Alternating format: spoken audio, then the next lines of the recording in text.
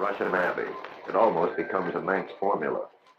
The ancient ruined abbey lies snugly tucked away in the southern part of the island between two such quaint-sounding places as Ballasalla and Ballabeg. The sixpence entrance fee is money well spent, for apart from the varied range of ruined masonry, one can have a look at these. The mortal remains of King Lagman, at one time king in these parts.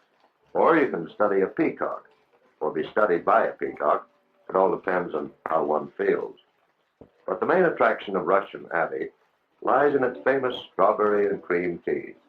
And talking of cream, that is something they really go for in a big way. It's not rationed. Now you watch.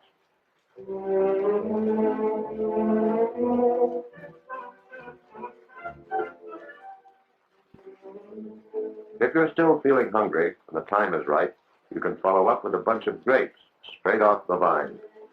Don't get the idea, though, that the Isle of Man is all coaches and visitors guzzling strawberries and cream. There's a great deal more to it than that. To start with, let me repeat. The island is approximately 39 miles long by 12 miles wide and is home for some 50,000 Manxmen, and come-overs, as they call them. Two-thirds of the island is under cultivation. The remainder is magnificent open moorland, such as this. They also have a mountain being any hill over 2,000 feet in height. Snaefell made the grade by 38 feet. And talking of grades brings me to this electric mountain railway, thoughtfully provided for all who want to find out whether you can really see 5 kingdoms from its summit, as the Manx would have you believe. Well, the answer is yes. On a clear day, you can see Scotland, Ireland, England, Wales, and of course, the Isle of Man. Most people, though, pay off with a snap for the family album.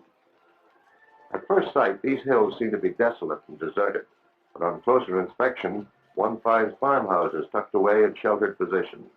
Large flocks of these long-haired mountain sheep are kept on the hillside, and their wool is used for making the famous Manx tweed, which even rival the Scotch.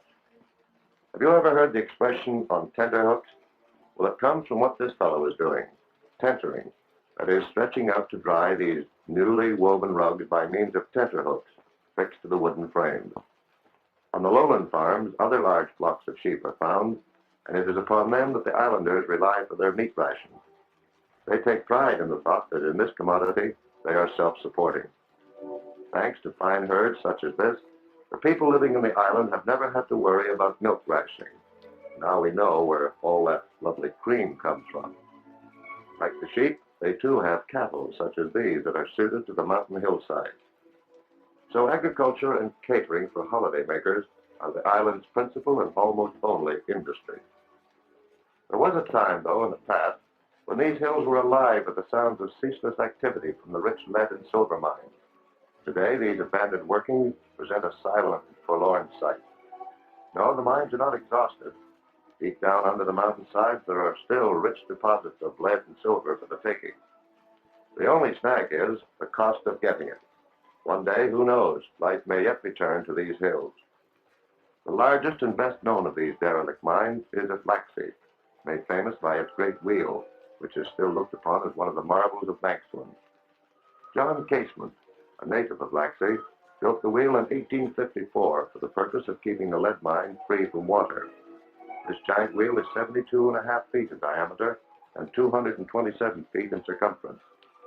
During the time the mine was worked, it helped to bring out over 2 million pounds worth of lead and silver. The mine has long been dead, but not the wheel. It is now busy working to get copper or silver out of the visitor's pockets for the owner. On the front of the wheel casing is the largest iron casting in the world of the Manx coat of arms, or should it be legs. Anyway, whichever it is, the motto is the same, and that is translated, "Whichever way you throw me, I shall stand."